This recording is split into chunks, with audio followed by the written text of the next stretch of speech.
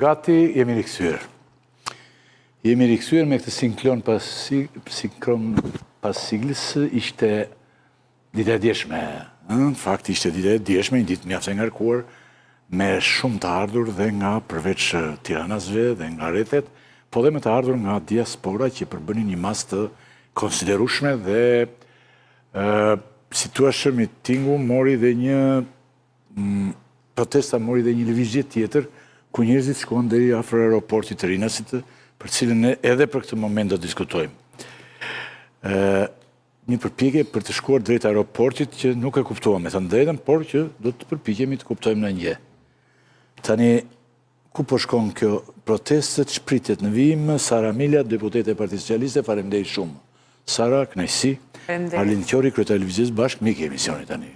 Do ta themi se vazhdimisht. Falenderoj për ftesën. Artan Hoxha, Andi Tela dhe Jojnë tjenë me mua. Në lidhje direkte do t'jetë dy aktivistë, Kristi Pinderi dhe Altin Goxha. Kristi ka folur edhe në sajtin e Bushatit, që të do ty, shumë ka folur që nuk jetë ti. Dhe unë nuk e kuptova mirë këte, por ndërkohë do lidhemi. Mbrëma. Po pse duhet të lidheshim tani? Në këtë moment, kush?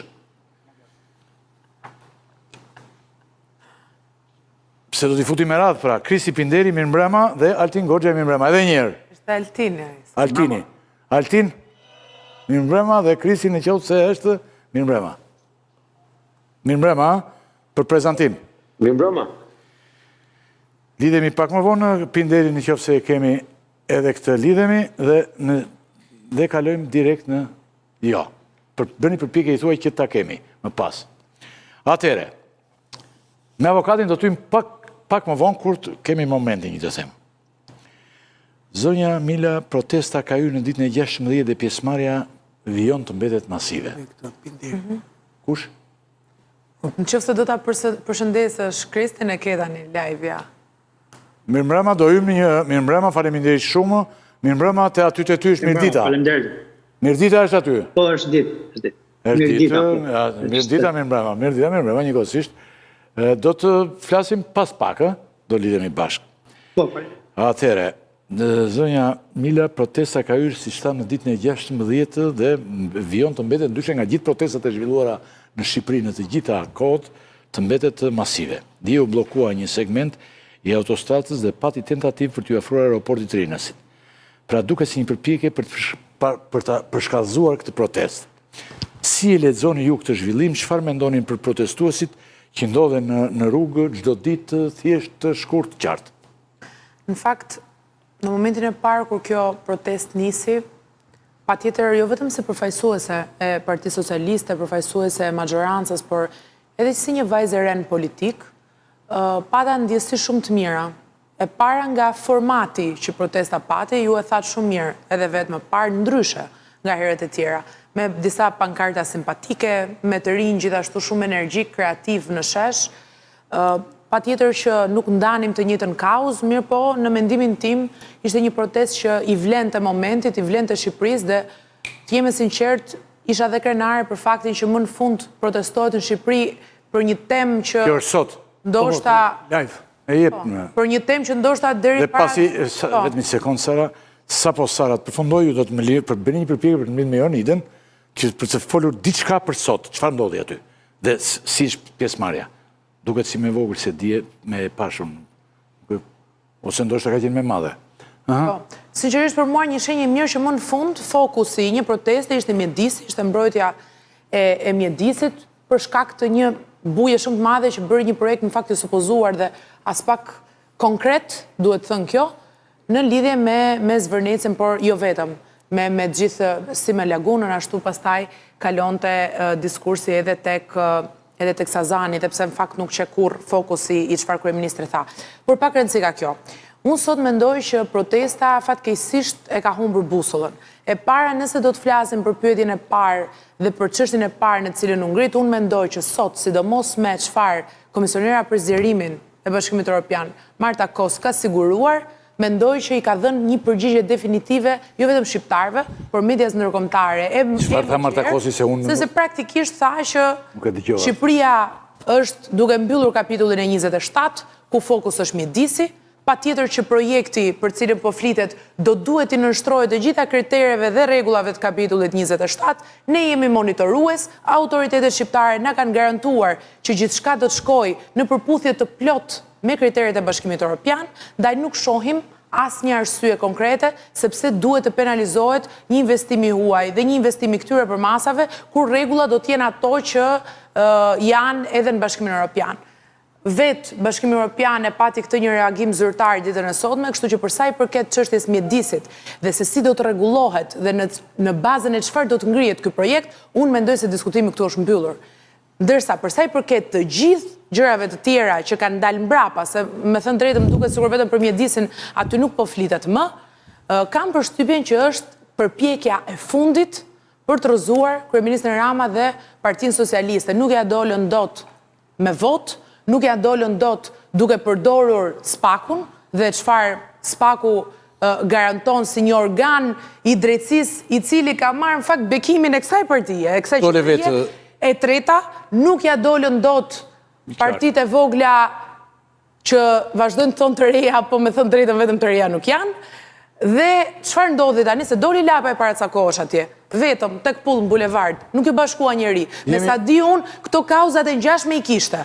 Pra, pash aty që flitet për ilaçet, pash që flitet për sistemin arsimor, që flitet për paga, që flitet për largim të trurit nga Shqipëria. Pra, të gjitha këto tema, në fakt... Protestuesit, jemi shumë okej me këto i thua ti, por por protestuesit tonë... Pra, unë mendoj që është një përpjekje e fundit për të kaca vjerë, përpjekje e fundit, por ndërkohë, nuk do të ndodhi. Protestuesit tonë se Shqipëria ka nevojë për një ndryshim të plot politik, jo vetëm Edi Ramën, por edhe pjesën tjetër të establishmentit 35 vjeçar shqiptar, që me thënë të drejtën që duhet shembur, thonë, ky establishment dhe se Edi Rama duhet të largohet. Ju sigurisht nuk e ndani këtë qëndrim e dëgjuan.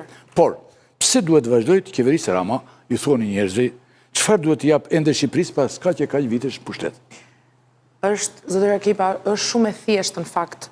Vetëm para një viti, kryeministri Edi Rama dhe Partia Socialiste kanë fituar me vot, i cili është në fakt mekanizmi që ne jemi të dakordsuar gjithë në një demokraci që të funksionojë, me 83 mandate e ka mandatuar qytetarë shqiptar me mbi 820.000 vota. Dhe po udhëheq Shqipërinë drejt një premtimi që nuk ishte vetëm elektoral, por në fakt është një premtim në mendimin tim i historik për të çuar Shqipërinë në Bashkimin Evropian. Dhe përkundrejt kësaj rruge, gjithçka është bërë në të gjithë sektorët që është prekur, duke nisur ke drejtësia, tek arsimi, tek shkenca, tek shëndetësia, por dhe tek mjedisi, nëse doni, meqense është rasti për ta përmendur, sepse këtu ishte dhe piknisja e protestës, ka pasur progres i cili në fakt, ndryshe nga herët e tjera, nuk është vetëm i supozuar nga ne, po është dhe i matshëm këtë herë. Del Bashkimi Evropian, kaloi një bari në vendet e Bashkimit Evropian, vendet anëtare, patjetër me disa ndeshje që ne presim edhe ti rregullojmë edhe ti mbyllim, thot Bashkimi Evropian, brenda vitit 2027, Shqipëria është pararoj për të mbyllur negociatat. Atëherë pse duhet kemë unë apo qytetarët e tjerë shqiptarë skepticizëm mbi rrugën e drejtë Shqipërisë? A është kjo ajo çfarë duan 92% e shqiptarëve? Barometri i Bashkimit Evropian e thotë të. Nuk e thot as Edi Rama as Partia Socialiste. Duan Bashkimin Evropian. Edi Rama dhe Partia Socialiste po e çojnë Shqipërinë në Bashkimin Evropian. Atëherë ku është problemi në gjithë këtë? A ka disa situata problematike, çështje për tu bërë më mirë? apo po themi tematika cilat duan patjetër më shumë vëmendje, më shumë kontroll dhe atë çfarë unë them dhe mendoj që kjo qeveri në fakt edhe e ka shtyrë shumë, një bashkëqeverisje me njerëzit. Patjetër, a duhet të jemi dëgjues më të mirë, sepse edhe 83 mandate janë shumë edhe patjetër, edhe kulturalisht. 82 keni tani ju. Tani këtë nuk e dim, nuk kemi një vendim zyrtar në fakt, kemi vetëm disa Jorita Koçeku ka ikur. Kemi disa Mariana. Kemi disa status edhe reagime në rrjetet sociale, po ne presim fakt një reagim zyrtar nga kryetari i grupit ton parlamentar, nga zoti Tauland Balla, në momentin që ai do dalë dhe të sqarojë mbi situatën. Mirë po, e kam edhe një shpjegim për këtë, nëse do ma lejosh. Jo shpjegim më tepër, por një... Jo, do vazhdojmë se do debatojmë. Po, patjetër, po meqense është rasti mirë është ta themi që ndoshta nuk e prekim pak më vonë. Që prej momentit kur unë personalisht kam marrë mandatin, edhe deri sot që flasim, një nga kritikat më të ashpra që më bëhet mua dhe brezit të ri deputetëve Partisë Socialiste, se jemi shumë atje, jemi një 50 deputetë të rinj këtë herë, është që ju jeni kartona, ju jeni mandate, juve ju dirigjon Edi Rama, ju s'keni identitet, ju s'keni personalitet, dhe unë gjithmonë kam thënë, kjo hapje e Partisë Socialiste me 50 karakterit të rinj e me njerëz që vinë me bagazhe shumë ndryshme, është e rrezikshme dhe shumë e guximshme. Dhe është treguesi fort i demokracisë. Vetëm 2 minuta. Ra përfundimisht teza që ne jemi kartona. Kjo është e rëndësishme. Mariana Koçeku ja ku është. Ajo është po. A jeni dakord me mua që nuk jemi vetëm kartona? Jam dakord. Kjo është e rëndësishme. Me ty jam dakord që nuk je karton, po aty ka shumë kartona. Po tani ne na bëhet një akuzë për gjithë që jemi kartona. Aty Sara ka kartona... Ja ku është dëshmia që nuk qenë të dy palët, pjesa dërmuese dy palëve për mua, është karton. Pjesa dërmuese. Tani, vetëm 2 minuta me Jonidën, me gazetaren tonë aty. Jonida, vazhdon protesta? Përshëndetje, edhe në këtë ditë të 16, si shihet nga pamjet, mira qytetarë janë bashkuar protestës, ku tash për rrugët e kryeqytetit. Si fillim ato nisën orën 18 tek sheshi Skënderbej, më pas marshuan drejt kryeministrisë dhe më pas shkuan drejt zonës e ish bllokut. Tani ato bën një qarkullim rreth kryeqytetit dhe po kthehen sërish drejt kryeministrisë. Ajo që bie në sy është entuziazmi i të rinjve tashmë që brorasin një zëri për kërkesat e tyre kryesore që janë dorëheqja e kryeministrit Edi Rama dhe më pas edhe pikat të tjera të cilat ata jasin në përditshmërinë e tyre, siç janë problemet në shëndetësinë, ekonomia, emigrimi masiv i të rinjve. Tani shihet që kanë ndezur edhe blicët ku po brorasin një zëri, Rama jep dorëheqjen. Ata kanë paralajmëruar gjithashtu se protesta do të vijojnë derisa kryeministri të plotësojë kërkesat e tyre. Edhe pse çështja e parë ishte projekti turistik i Zvërnecit, kërkesat e tyre tashmë janë shtuar me faktin që kërkojnë dorëheqjen e kryeministrit, gjithashtu edhe të kryetarit të Partisë Demokratike Sali Berisha. Që e kemi dëgjuar të 16 ditë, por ndërkohë unë dëgjova ndoshta është gabim që janë shpallur disa organizatorë. 2 zonja dhe 1 zotri. Është e vërtet kjo apo jo? Nuk janë shpallur organizatorë, përveç se janë përmendur disa nga emrat e nismëtarëve dhe u sqaruan që në mbledhjen e parë e cila nisi në orën 18 që të mos krijojnë incidente të më vonshme. Ndryshe nga një ditë më përpara, këtë ditë e zgjodhin të marshojnë vetëm brenda kryeqytetit, jo të nisën drejt akseve të tjera rrugore, siç ishte ditën e mbrëmshme përgjatë rrugës Tiranë-Durrës deri në Rinas. Jonida, faleminderit, nëse do të ketë ndonjë diçka, se kjo do vazhdoj protesta, edhe ju do të vijoni të jeni aty, nëse do jeni, ne mund të kemi dhe në një lidhje tjetër. Të falenderoj shumë. Faleminderit ty. Pra, situata vazhdon e gjitha është... Ju dëgjuat çfarë Sara tha. Arlin, ti si e mendon këtë gjë? Ti je një njeri që je çdo ditë të gjeshme ditë të protesta, sigurisht ne e dim opinionin dhe mendimet e tua, por Sara të vetat, ju çfarë do të... Përveç se për ditën protest, kam qenë edhe në Zvërnec, që u bë shkaku, që shpërtheu. Shkaku i shpërthimit të... Ajo pika, do më thënë, që e derdhi gotën, e zemëratës populore ndaj kësaj qeverie dhe këtij sistemit vjetër, e të korruptuar nga partijat, sikundër para pak ditësh isha dhe në rjoll. Fundja, detyra një partie politike është jetë atje ku nuk është dot populli. Pa aty në atë protest që kanë dalë 10 mira, ndoshta në kulmin e vet mund të kenë kaluar 100.000 njerëz, edhe sikur mos isha më fare unë aty, protesta do shkonte për bukuri. Pra në këtë kuptim, askush nuk ka pse merita për këtë lloj proteste, e cila është protest e vetë organizuar e popullit, dhe është ajo që unë ta kam thënë dhe herën tjetër, është një inteligjencë kolektive. Por ti ke qenë aty 16 ditë dhe ka njerëz me bindje krejt të ndryshme politike dhe ideologjike. Çfarë i mban ata bashkë tani se këtë? Dhe do të them 3 parulla që mishërojnë përbashkimin e kaq shumë njerëzve. Se kur themi që është protestë e popullit, populli patjetër është i larmishëm. Është i larmishëm në shtresa, klasa shoqërore, në pikpamje, ndoshta edhe në preferenca politike. Po të ishte proteste një partie, do të ishte shumë më e vogël nga kjo që është. Kështu që nuk mund të krahasojmë protestat spontane, popullore, me protestat e një partie. Tani të gjithë protestuesit, dhe unë këtë e dalloj nga masiviteti i disa thirrjeve. Tani aty mund të ketë qindra thirrje, po jo të gjitha janë një lloj popullore. 3 janë thirrjet që i bashkojnë të gjithë protestuesit. Dorëheqja e Ramës, Ramanburg, Berishanburg dhe revolucion. Dhe hajde diskutojmë çfarë kuptimi kanë këto 3 thirrje. Dorëheqja e Ramës është e vetkuptueshme, është një kryeministër që sot mishëron më të keqen, më të ligën në politikën shqiptare, është mishërimi i nyjutimit midis korrupsionit, oligarkisë ekonomike, krimit të organizuar. Vure re që pjesën e parë po flisje për pastrimit e parave me kulla, dua t'ju kujtoj që zoti Rama i ka vënë gjoksin këtij procesi dhe ka thënë që ky është i proces organik i zhvillimit, ndërkohë që Spaku po na thotë që këtu pastrohen qindra miliona euro nga gangster, nga oligark, nga njerëz me pushtet politik. Thirrja e dytë, Ramanburg, Berishanburg, shpreh pakënaqësinë e popullit me establishmentin e vjetër politik.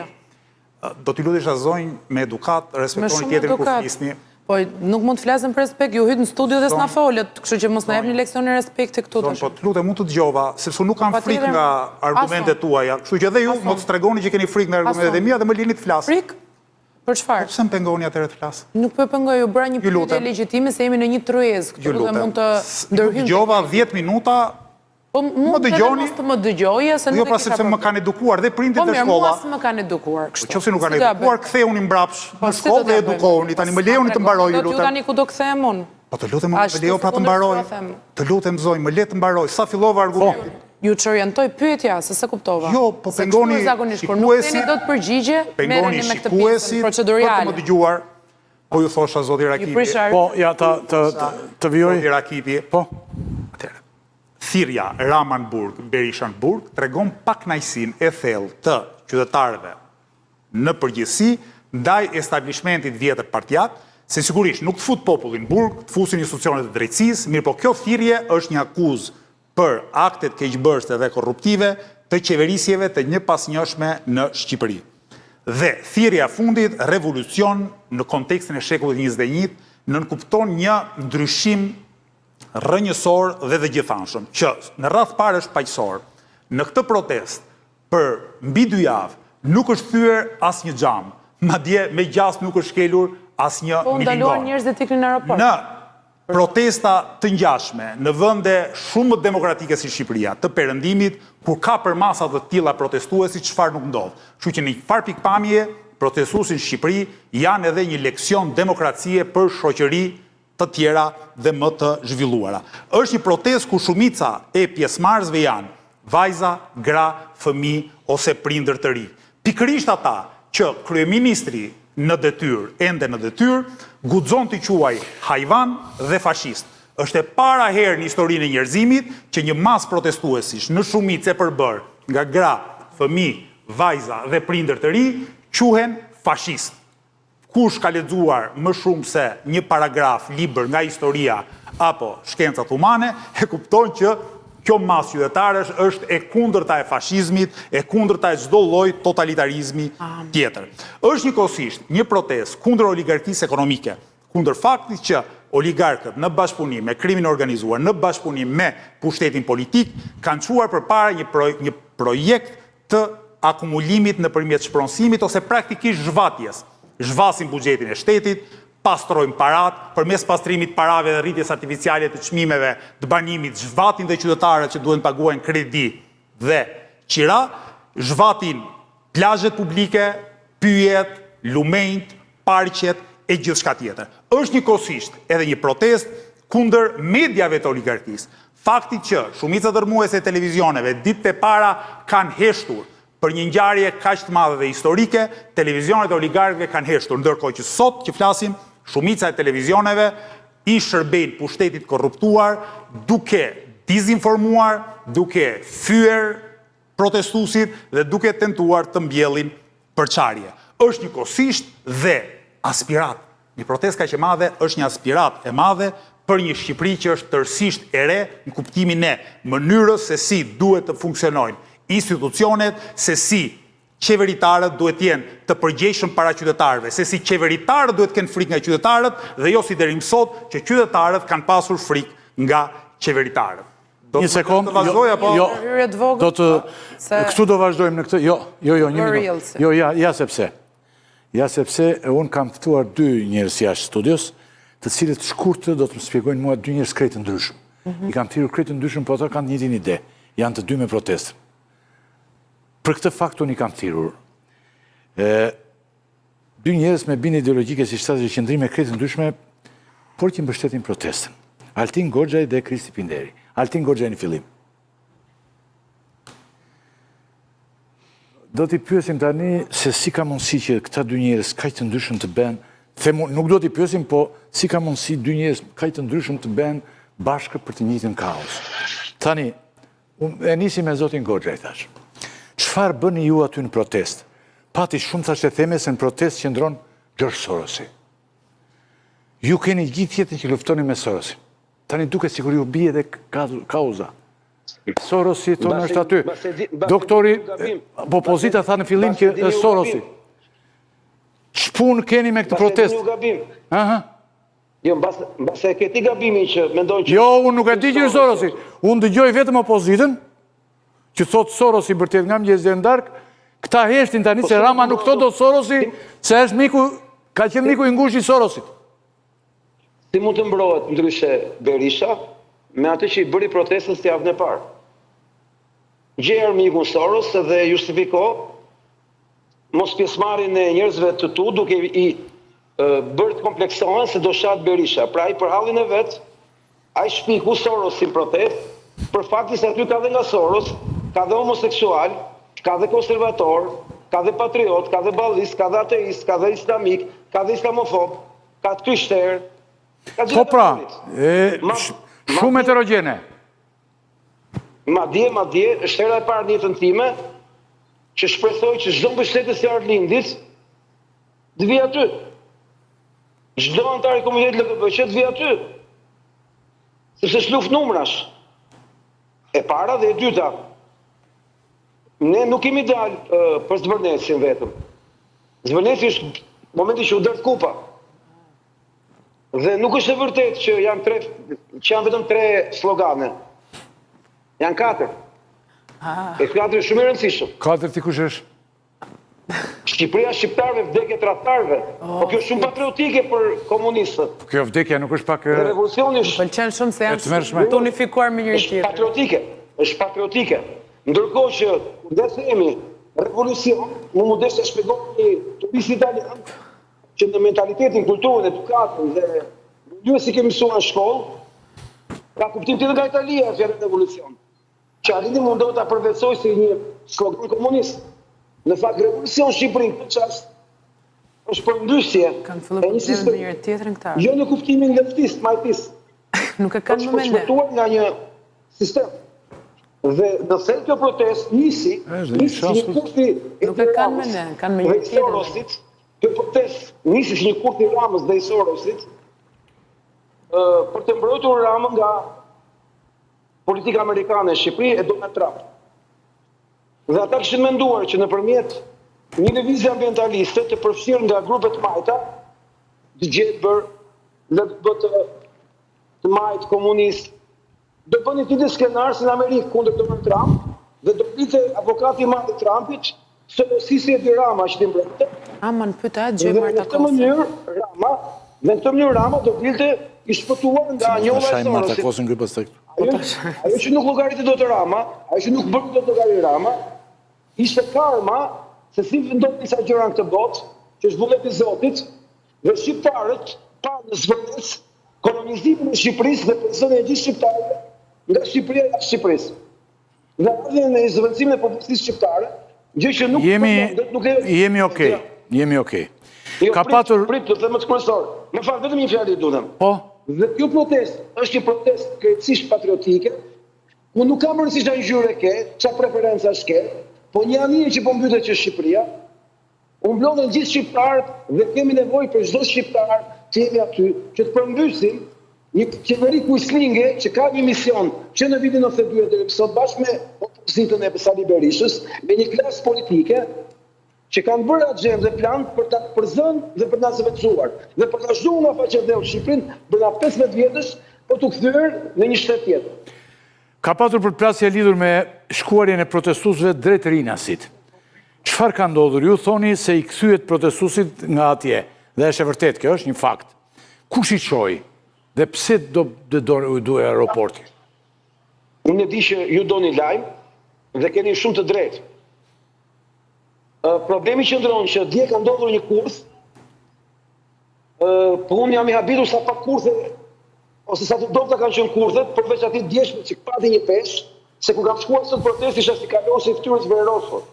Po ishte shumë i lumtur mbas një ore e gjys që u rehabilituaj situatë pasi ishte një kurth që u ngrit, për shkak se po shpërthente në gjithë Shqipëri shpërthimi i gardheve, të oligarkëve që po kolonizonin pjesë Shqipërinë. Dhe policia me njerëz të vet, sistemi me njerëz të vet, kishte nevojë për një fitore, për procedura penalisht, për dështuar, që shkojnë protestuesit dhe thyen. Dhe u bë një kurth i cili sot u zgjidh dhe kemi një rikonfigurim të rregullave të lojës brenda organizimit dhe nuk ja vlen më diskutojmë për këtë temë sepse një gabim që u bë, ja që u zgjidh. Çfarë mendoni shkurt se mund të arrijë kjo protestë? Do me thënë, ka të dy gjasat, edhe të arrijë shumë, edhe të fiket. Ju që mendoni se arrijë? Unë besoj që kjo protestë, kjo energji kaq pozitive, që nuk besoj në shtetë botës që të bërë ndonjëherë. Nuk besoj të kemi një rast, siç nuk ka pas asnjë 97, në asnjë vend botës përveç Shqipërisë. Kjo është karma e 97-ës, që këta fëmijët e 97-ës, që bën të kundërtën 180 gradë, në kuptimin e imazhit botëror të sjelljes tonë, ndërgjegjes tonë, dhe është protesta e parë sovraniste në historinë e Shqipërisë, që është hera e parë që ne po bëjmë një si thosh lëvizje do ta quaja për sovranitet dhe demokraci, që në thelb është një lëvizje për shpëtim dhe çlirim nga pushtimi. Unë nesër jam i thirrur ose pas nesër, nuk e di, nga antiterrori. Nga kush? Sepse akuzohem antiterrori. Po? Sepse akuzohem që kam bërë thirrje për përmbysje të rendit kushtetues me dhunë, për shkak se kam deklaruar që në 2 korrik të 2026-ës të gjithë refugjatët brenda dhe jashtë Shqipërisë dojnë në ambasadën e Shqipërisë. Në Shqipëri. Në ambasadën e Shqipërisë që do Në bëjnë? Shqipëri. Dojmë Shqipërinë, në ambasadën e Shqipërisë në 2 korrik në 10. Po për korrigjuar 2 korriku në 10. Po e ke thënë ti këte? E kam thënë. Se ashtu e duket mua, ashtu e besojmë. Ashtu e mendojmë. Më mirë, dakord. Sepse ne jemi refugjatë në vendin tonë. Pra, përfundimisht, zoti Goxha, ju mendoni që kjo protestë arrin në maksimumin? Kja është? Unë mendoj që djemë shqiptarë dhe vajzat shqiptare, burrat shqiptare dhe gratë shqiptare të Amerikës, që po vinë këtu në Shqipëri, do të zbatoj një profeci vetëpërmbusëse. Që Shqipëria i ka djemt e saj që të shpëtojnë. Bashkë me ne, kuptojnë. Ju keni... Ata në pjesa më e fortë, më falë ka mbaroj, është pjesa më e fortë që kemi, se ka një pasaport që këta ka shumë frikë, dhe e dyta, nuk gjem do të një policë që nuk ka një të afër në protestë, nuk gjem do të një gardistë që nuk ka një të afër në protestë. Dhe ditën e duhur, kur Rama të refuzoi të pranoj vullnetin e popullit, që shprehet në faktin e një revolte, ku nuk ka zgjidhje përveç se të shpëtojnë. Jemi okej. Kam më fal, mbas një paqeje, një pyetje të fundit. Fare Në 30 qershor, mund të jetë dita e fundit e paqes me fëmijë, sepse nuk do kemi më arsye të rrim gjithë korrikun dhe gushtin që Rama ta rregullojë kështu, siç e bëri Vučići në Serbi. Okej. Ju keni një rol të rëndësishëm aty dhe do ketë organe që Unë jam i qytetar si të gjithë tjerë që kanë njëri prej tyre. Okej. Ne jemi gjithë milingonat që ka mundi me Dirama. Ishim milingona në Zvërnec bashkë me Arlin Qorin, ishim milingona në Rjov bashkë me Arlin Qorin, do të jemi milingona në Atështesh, po jemi gjithë milingona të bashkë dhe jemi super përbindësh për këtë konstri që po e shpopullon Shqipërinë. Falenderoj shumë, Zoti Goxhaj. Faleminderit, natën e mirë.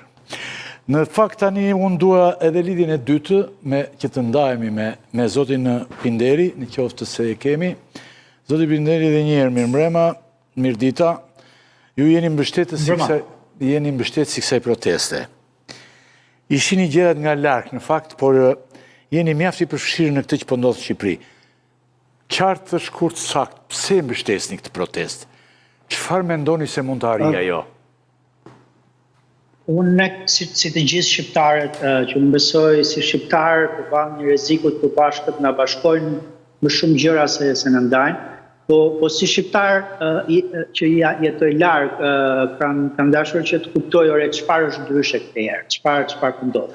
Sepse qartazi ka shumë gjëra ndryshe. Edhe më pëlqen që ta orientoj veten edhe në një botë kuptim teorik që është përgjithsisht është i majtë, edhe unë jam krenar që jam i majtë, edhe jam entuziast që në fund edhe në Shqipëri po ndërtohet një forcë social-demokrate për herë të parë. Dhe si në orientimin tim unë shikoj që ndryshimi kërkon dy kushte themelore.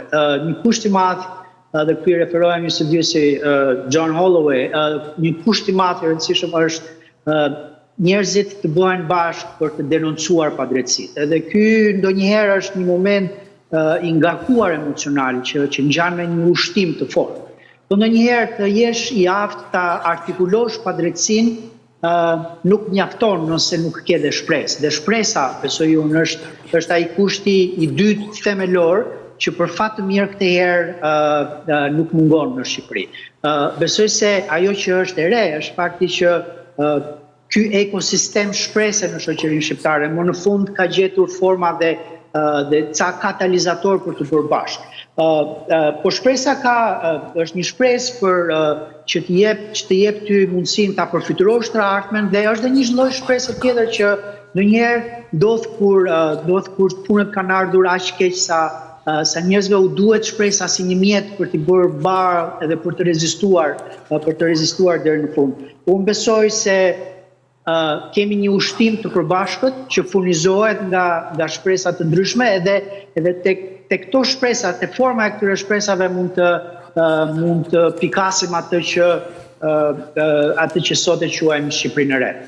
Unë e mbështet të protestë sepse shikoj mendësinë e Shqipërisë së re. Shikoj një Shqipëri të re që është e aftë të artikulojë që kjo pasuri që kemi akumuluar si shoqëri është një pasuri që na takon të gjithëve dhe duhet të gjejmë forma që të krijojmë akses të barabartë të gjithë njerëzve te kjo pasuri e përbashkët, jo për ta shitur atë te një formë e oligarkisë që gjithnjëra më shumë është bërë ndërkombëtare.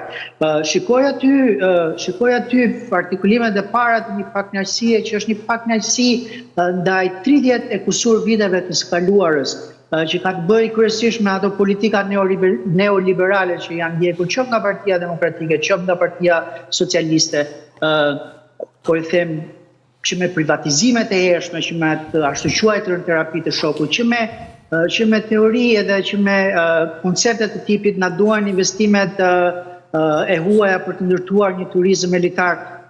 Unë jetoj në Kanada dhe përfituroja ditët e para se çfarë do të ndodhte me një politikan kanadez nëse do të dilte në publik dhe të thoshte na duhet turizëm elitar këtu në British Columbia, që është një vend i jashtëzakonshëm.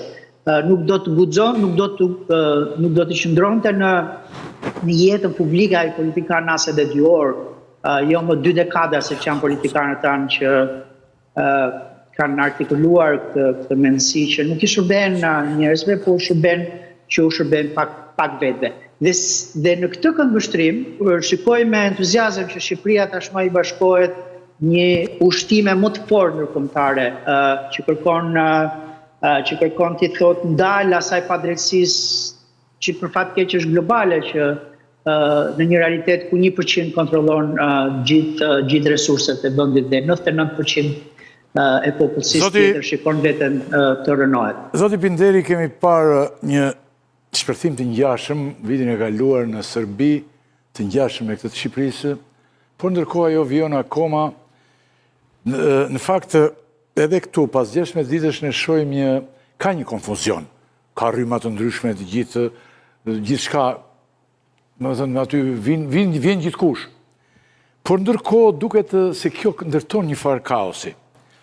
Dhe duket që ky duhet të ketë edhe një institucion politik sipas meje, ndoshta gaboj e dita.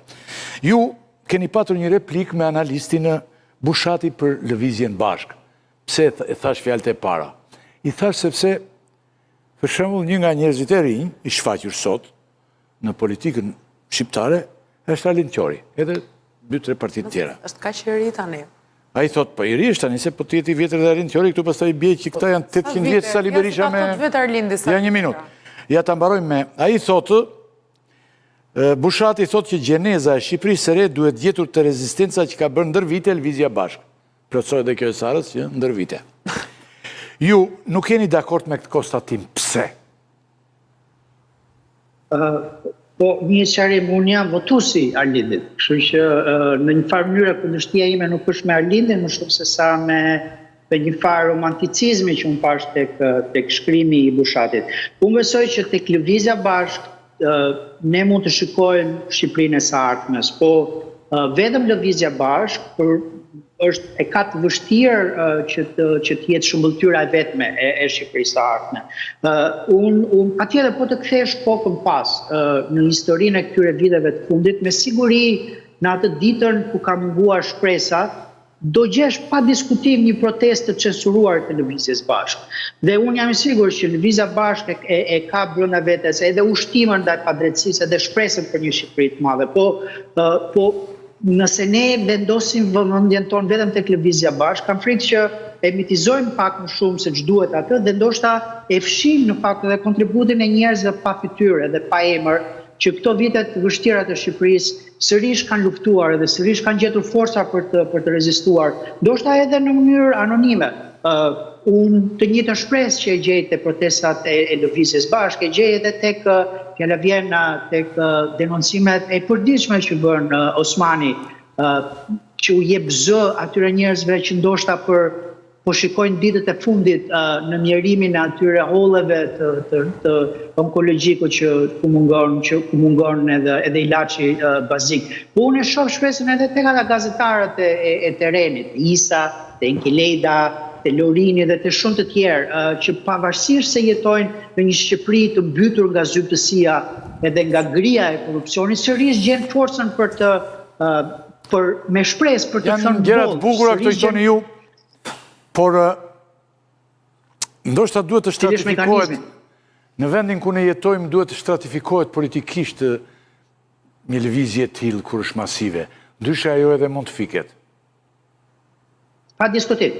Unë jam plotësisht dakord, por ai është një bisedë që ndoshta është më shumë I lidhur me mekanikën se si kjo pakënaqësi do të kthehet në një mundësi reale për të sjellë ndryshimin, por në këtë pikë mendoj që po ndodhen disa gjëra të jashtëzakonshme që nuk kishin ndodhur më parë në Shqipëri, kështu që ja vlen t'i marrim, t'u japim kohën e dur, po ndryshojmë gjuhën. Arlind, një gjë për shkurt nëse ke fare shkurt. Unë jam shumë dakord me zotin Pinderi. Edhe unë këtë ide kisha si ishte një lëvizja bashkë nuk është pikur rrotull, domethënë edhe nuk është subjekti thua I vetëm shoqëror.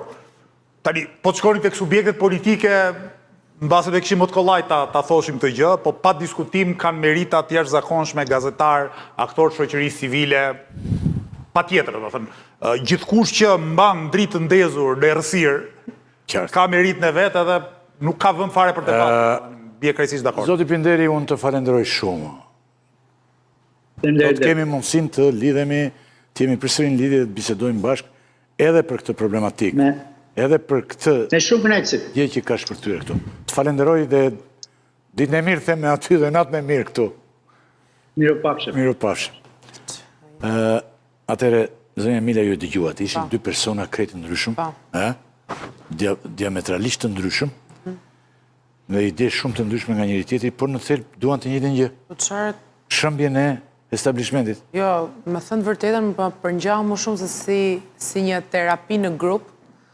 Hajde mblidhemi bashkë edhe shohim se sa zi, me gjithë respektin për Zotin Pinderi, se edhe në këtë aspekt kam një vlerësim për të, ka qenë pararoj për një fragment modernizimit Shqipërisë, se unë ja njoh meritat edhe vlerat për këtë, por kam përshtypjen që kjo largësia fizike nga Shqipëria ka bërë të shohë shumë video me inteligencë artificiale dhe është emocionuar pak më shumë se ç'duhet edhe ka filluar ta romantizoj situatën e protestës dhe revolucionit pak më shumë se ç'duhet. Qofse i qëndrojmë të treja pikave që foli zotëria e Shpar, pra e para ishte Tiki dhe dorëhiqet Rama. Unë nuk e kuptoj se si pretendohet një gjë e tillë kur ka kaluar vetëm një vit në fakt nga zgjedhjet. Dhe pretendohet që arsyet se pse duhet të dorëhiqet nuk janë të ndodhura gjatë këtij viti, pra janë të akumuluara ndaj viteve. Po mirë, tani ju kujtuan apo këta nuk i frymëzuan do të mjaftueshëm njerëzit. Edhe Lëvizja Bashk, edhe Lëvizja tjetër Shqipëria Bëhet, apo e Shehajt, nuk mundën dot t'i afrojnë njerëzit, mundësia. Nuk mundën dot, e provuan edhe në zgjedhje, nuk i patën njerëzit me vete. Tani çfarë po bëjnë? Kanë gjetur këtë protestën në bulevard, përpiqen të marrin secili kotherën e vet, vëmendjen e vet. O zotëri, pse nuk je drejtues e protestës, nëse janë këto idealet e tua që përçohen aty? Pse nuk arritet ti marrësh kaq shumë njerëz? E shpreh edhe më parë, nuk e di sa ditë qëndroi lapa në shesh, nuk e bëri këtë gjë. Pra nuk frymëzojnë, mos na bëni tani sikur jeni aty dhe po prini një revolucion në cilin thjesht po merrni pjesën tuaj të aktivitetit politik, por kaq nuk jeni as liderat të saj, nuk jeni as të preferueshëm, nuk jeni as të zgjedhur me votë. Kështu që ruani vendin tuaj. Me votu zjodh. E dyta, Rama në burg, Berisha në burg. Tani, Berisha në burg, Berisha i ka disa akuza, po merret spaku, do shikojmë se çfarë do ndodhi, ngelet për të parë. Rama në burg nga hiç që unë nuk arrit ta kuptoj, por e ka dhënë vullnetin politik, edhe kryeministri Rama, edhe kjo majorancë, edhe Partia Socialiste, që organe si SPAK të funksionojnë, nëse do të jetë një ditë kur do shkojë. Nuk mundem të lutem se më destabilizon, lutem mos i bjerë. Destabilizohem në emision. Le të shkojë situata tek SPAK-u dhe tek organet e drejtësisë. Unë jam live. Të cilat vetë kjo qeveri ka suportuar. Kështu që dhe kjo e dyta na ra nga protesta. E treta, ka tha do bëhet një revolucion. Këtu nis tani ai kategorizimi fashist, se e quajti zotëria që kryeministri Rama doli dhe ka bërë ca etiketime të tmeshme. A jeni sot koshient se çfarë etiketimesh kam unë në Instagramin tim personal? Kërcënime reale sepse nuk jap dorëheqjen, sepse nuk dalin protest, mallkimet tek familja, tek fëmijët.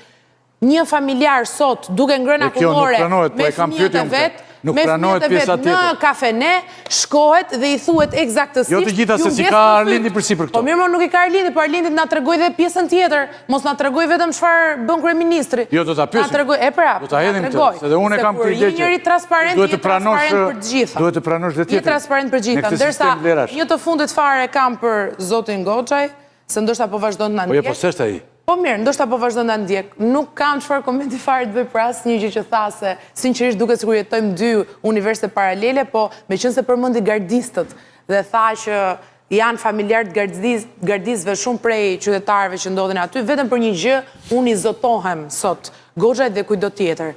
Gardistë që vrasin në bulevard nuk kam më. Ka mbaruar periudha. Zoti Qori dhe pastaj ynë dhe kolegët të cilët deri tani duken si se ergjin. Ekuilibër edhe drejtësi në komunikim. Tani, ti referohesh rezultatit të zgjedhjeve të shkuara për të thënë që Edi Rama nuk do t'jap dorëheqjen, është nonsens politik, se zakonisht qeverit japin dorëheqje, jo se kanë humbur zgjedhjet e kaluara. Po të kishin humbur zgjedhjet e kaluara, s'do ishin fare në pushtet. Është superfitor. E po të kishin humbur shumicën parlamentare, nuk do kërkojë dorëheqja, se do e hiqnin të tjerët. Zakonisht qeverit japin dorëheqje, atëherë kur protesta kundër tyre janë aq të mëdha sa që tregohet përmes pjesëmarrjes në protesta se ka ndryshuar shumica. Pra, aq të mëdha janë protestat, sa që po të bëheshin të njëjtat protesta në vendet e mëdha evropiane do të kishin dalë në rrugë miliona vet. Dhe në qoftë se në Londër, në Paris, në Rom dalin miliona vet kundër qeverisë, qeverit japin dorëheqjen dhe vot besohen, kërkojnë vot besim nga populli. Në çdo republik normale, parlamentare, demokratike, për masa e këtyre protestave dhe karakterin mbi gjitha antisistemor, pra që nuk lidhet thjesht me një parti, e këtyre protestave do ta kishte shtrënguar moralisht kryeministrin e vendit që t'jepte dorëheqjen. Mirë po, zoti Rama nuk ka cip, nuk ka turp. Edhe një farë kuptimi është pengi interesave kriminale dhe oligarkike që përfaqëson prej ditës së parë. Përsa i përket linçimeve në rrjetet sociale, ju siguroj që të shara e mallkimi e kërcënime madje edhe nga familja. Ore nga familja para ca ditësh kishte shkruar njëri duke i uruar vdekjen e familjarëve të mi. Ma kupton tani? Kështu njerëz që komentojnë më ka sa duart, pa as nuk dua për asnjë moment të bëj viktimizimin këtu, janë pjesë fatkeqësisht e një mjedisi toksik online që Lëvizja Bashk nuk përfshihet edhe kur na akuzojnë me tëra gjëra, pra edhe kur na sulmojnë në këtë mënyrë, e marrim me sportivitet dhe shohim pjesën e ndritur të protestës. Tani, unë kam qenë protestë ditë mbas dite dhe për protestën mund të flas, për komentet online me adresa falso që një zot e di kush i bën, që mund të jenë edhe jo, dhe protestuesit kanë shkuar në kafene dhe i kanë kërcënuar njerëzit që dalin. Them pra një sekond. Kam qenë në protest me orë të tëra, nga ora 6 deri rreth orës 11 çdo ditë në protest, dhe thirrjet çohuni nga kafja, priten me duar trokitje nga ata që janë në trotuar dhe nga ata që janë në kafe dhe nuk çohen nga kafja. Sepse janë ftesa. Zonja në fjalë nuk besoj se ka qenë ndonjëherë në protest që të kuptoj se si reagojnë njerëzit. Kam parë video. Kur pensionistët ta bëjnë me dorë nga dritarja, kur prindrit me karrocë të thonë bravo edhe duartrokasin nga trotuari. Kur turistët thonë ne jemi me ju, nuk na frikson protesta, përkundrazi na entuziazmon protesta, kjo protest nuk mund të jetë regresive. Kjo protest është, po e them edhe një herë, edhe me standardet më të mira evropiane, është shembullore. Është shembullore për nga pjesëmarrja, është shembullore për nga mesazhet, është shembullore për nga stili, është shembullore për nga kërkesat. Dhe në anën tjetër ne gjejmë një kryeministër i cili çnuk këput, çnuk këput. Domethënë, një ditë i quan hajvan, pastaj i quan protestuesit jeni rrafsh nga truri, pastaj shkon i quan dhe fashist. Tani, në spektrin politik shqiptar sot, ma lejo këtë përfundim zoti Rakibi, sepse merre me politikën edhe si studiues i saj dhe jo vetëm si ushtrues i saj, nëse ka një figurë politike sot që mishëron më së afërmi Benito Mussolinin, ai është Edi Rama. Dhe jo vetëm për sa i përket ngjashmërisë fizike, po edhe për sa i përket mënyrës së qeverisjes, së bashku me oligarkinë, instrumentalizimin e shtetit nga oligarkia, shkatrimit sindikatave. Mussolini i bënte me huë me plumba, Edi Rama i ka shkatruar sindikatat me veprime institucionale. Thot që është kryeministri i një partie të majtë në një vend ku nuk ka një sindikat serioze. Thot që është kryeministri i partie të majtë në vendin që ka pensionet më të ulta në Ballkan. Në Ballkan, që nuk është gadishulli, ku diun, skandinav. Jemi në Ballkan dhe jemi vendi me pensionet më të ulta në Ballkan, fal këtij kryeministri. Është personi i cili ka arrogancën të drejtohet çdo kundërshtari politik në mënyrën më fyese. Është personi i cili është në krye të një institucioni dhe mekanizmi politik që kërcënon administratën publike. Janë me qindra mesazhe që merr secili nga ne, nga punonjës të administratës, që ndihen të kërcënuar. Për sa i përket frymëzimit, Lëvizja Bashk, zgjedhjet e shkuara arriti të frymëzojë mjaftueshëm qytetar, saqë në një sistem më të drejtë elektoral do të kishim zgjedhur 2 deputet. Ne kërkojmë të ketë zgjedhje sa më parë dhe të testojmë se ku qëndron Lëvizja Bashk, ku qëndron PS-ja, ku qëndron PD-ja. Ama e sigurt është që as unë as Lëvizja Bashk, ndryshe nga zonja Mile, nuk arrim do të frymëzojmë të burgosurit. Nuk e di se si ja ka arritur zonja të frymëzoj aq shumë të burgosur në burgun e Elbasanit. Lëvizja Bashk ka marrë asnjë votë në burgun e Elbasanit. Ju ja keni dalë të frymëzoni të burgosurit zonjë, duhet keni një zotësi të jashtëzakonshme, kush e Frymzoka, di se si. Sali Berisha dhe Flamurnoka këtë nuk e di. Pse vojzoj? Shpivi ka unë për tas gjithë ditën Berisha në Kur. Kjo që po thua ti sot. Është e vërtetë, a? Është ajo që thot Berisha dhe Noka. Ore, a është e vërtetë apo jo? Tani dila atje ke A është e kamera, vërtetë apo jo? edhe thuaj shqiptarëve që unë jam i Berishës dhe i Nokës. Ore, a është nga e sot. vërtetë? Se ndagam Po të njëtën pyes, mendime me ta. a është e vërtetë apo jo? Kështu që dil A tani është e atje ke vërtetë? kamera. Po them, se nga lëvizja bëre bashkë tani në si idealist përburgje i madh, ka marrë asnjë votë. bëre Ju zonjë keni idealizëm qenë shumë sa u popullore knaqe. në burgje, Bëre kush e di se idealizëm pse, sa u knaqe. mesa Po pse? duket keni Po një pse? program Ka marrë dhe për shumë të vota- drejtat e të Po burgosur. pse? Kush e di pse? Arlind, Tani- Në programin tuaj Ka marrë dhe dhe shumë vota tuaj Partisë keni Demokratike. për mirësimin Arlind, e kushteve në Arlind, e burgje. Peça Qelia ishte në Burg. A Peça Qelia ishte atje në Burg me Edhe qenë. e zonjës trego- e partisë së zonjës ata A, me për Sot ata me je qendi, kush e di pse frymzues, pse. je i frymzuar nga Berisha E dhe nga vërteta, Noka. zonjë, Kaq ishte. Ore, Mund t'jetë të hidhur, humbësh- por si ilaçi, ju Po, bën mirë. pikërisht, që të humbësh. Merreni të vërtetën Të humbësh, dhe që të kesh 20 nxjerrni vite, mësime. që të thuash të njëjtat gjëra dhe mos të arrish dot të frymëzohesh njerëzit, është gjithashtu e dhimbshëm. për të tre- Shikoni zonjë reagimin e shoqërisë dhe fatmirësisht shoqëria ju ka te kaluar, ka te kaluar. Zoti Qori. Zoti Dhe ai Rama, provoni juve përsëri. as Okej, do Provoni vjen. përsëri. Zoti Qori, po dhe dy kolegët më përpara, a keni qenë, e keni, ju nuk e di a keni qenë në marshimin që blokoi, Jo, nuk kam qenë, jo. Se unë gjysmën e ditëve shkoj me fëmijët, jo, kështu që jo, nuk e ata lodhen më shpejt se trajturit. Pyeta thjesht a ke qenë.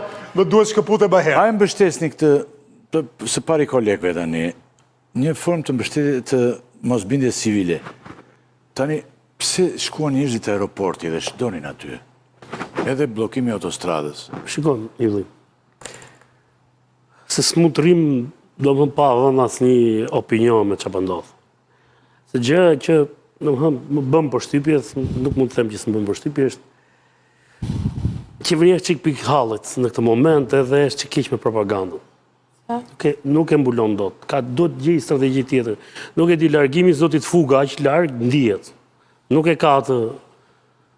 Nëse ne nuk na intereson shumë Një, këtë e pjesë. dyta. Pse do ta them? E dyta. Mua më janë përgjigjur, kanë ardhur njerëz janë përgjigjur. Ora shqyr që vinë, dhe duhet vinë shumë, s'do ta mbajë vetëm Ramën kurriste. Për shembull opozita për hallet e veta nuk dërgon njerëz. Por nuk duhet përbëj lajm vetëm kur ndonjë deputet e fik telefonin se hap kryetarit grupit. Do të jenë në fshat ata. Herën e kaluar. Zonja Mila nuk e ka ngarkesën e deputetëve të tjerë që ne kemi qenë tjerë, se është deputet e re. Zonja që kemi në pandë. Jo, po herën e kaluar un kisha sekretarin e përgjithshëm të Partisë Socialiste. Po shumë. Kanë filluar të qarkullojnë. Metaforike kanë 100 vjet në Partinë Socialiste. Ylli kishin edhe pse është i ri. Kishin kohë që nuk dilnin.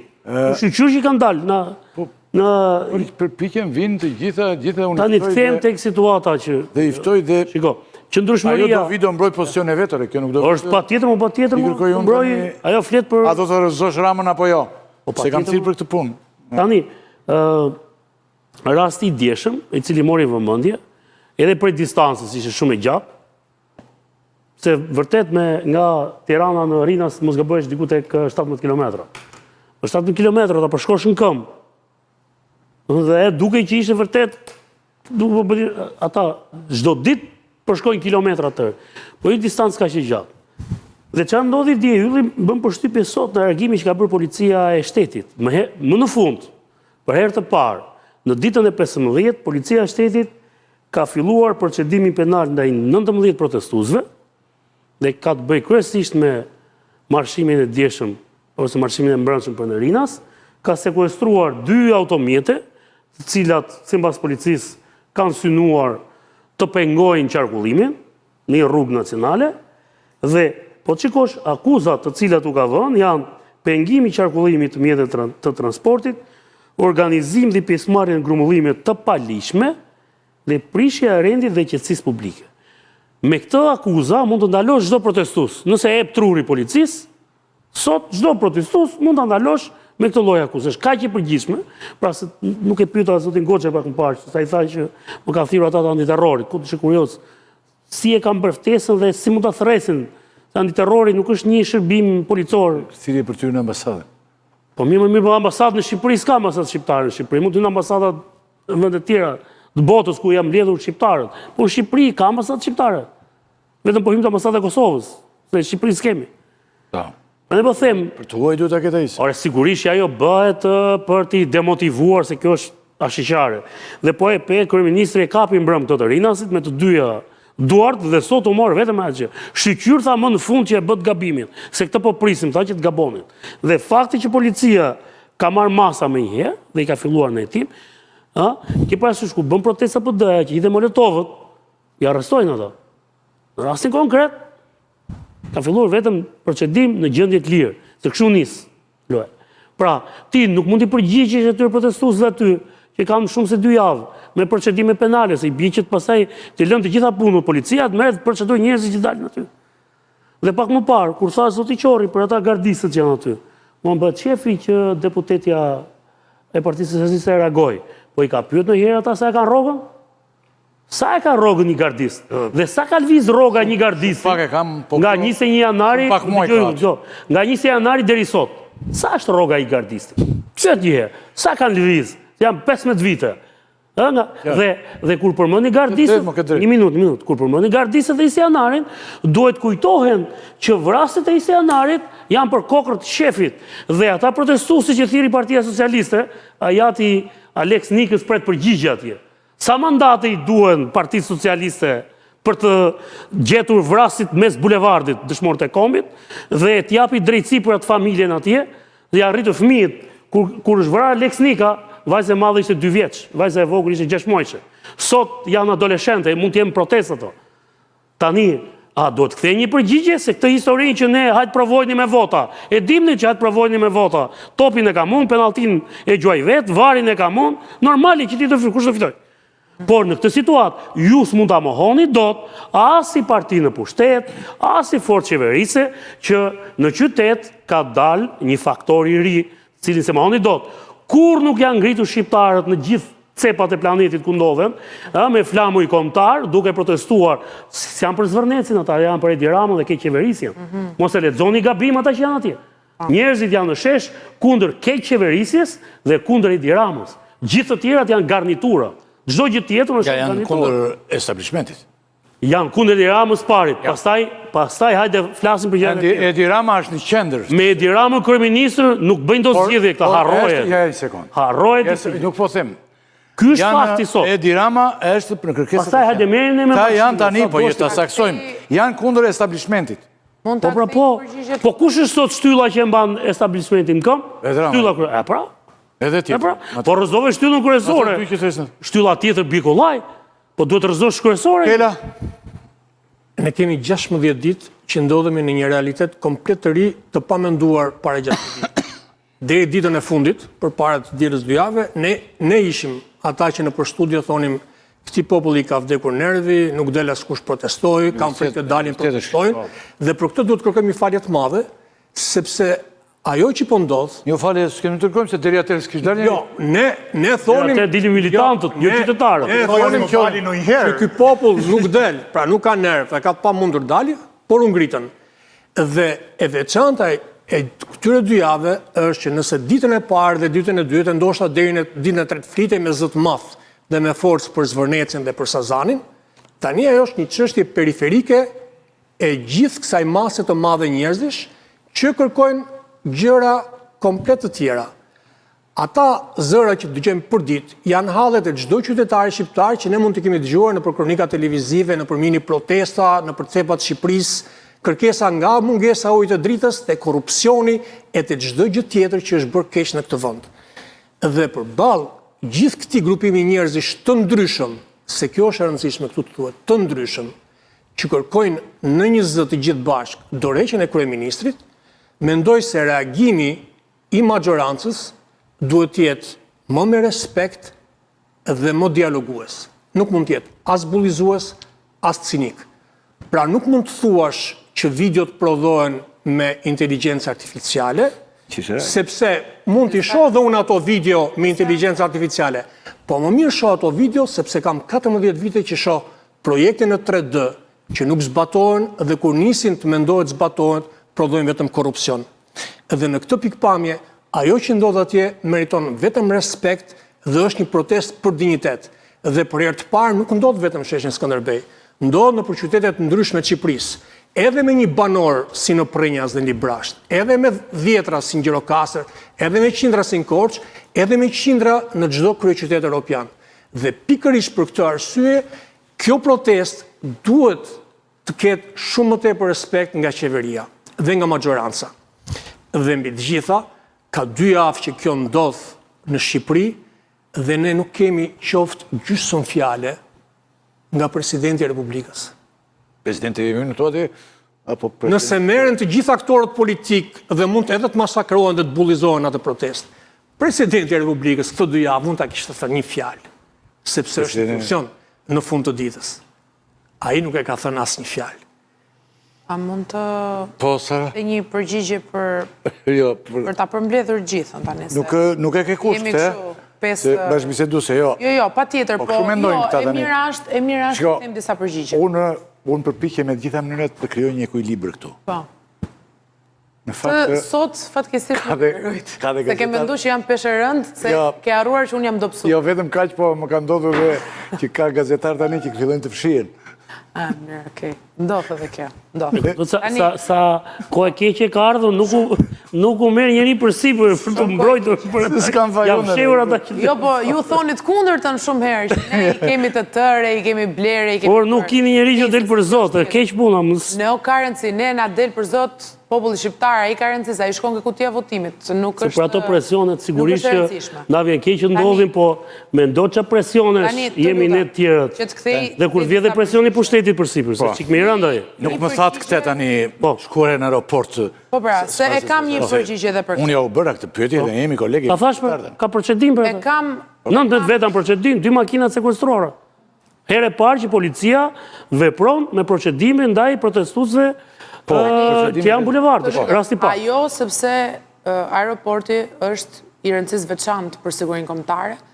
Mos harrojmë që si aeroporti, ashtu edhe spitalet janë objekte në fakt që vetëm në raste shumë ekstreme, siç mund të jenë grushtet e shtetit apo tubime të një kategorie të caktuar ku ka përshkallëzuar dhuna, arrin edhe të preken nga protestuesit. Nuk mu duk fare e sakt, në fakt, ikja dhe blokimi i njerëzve që duan shkojnë në aeroport, se këte nxjerrim video se si të kthehet malli e emigracionit ka dhe rrugë të tjera, dhe këti pastaj s'është vetëm ajo rrugë për rinas. Një birë nëne që të shkoj dhe të takoj nënën në vendin ku ka nisur për të atakuar.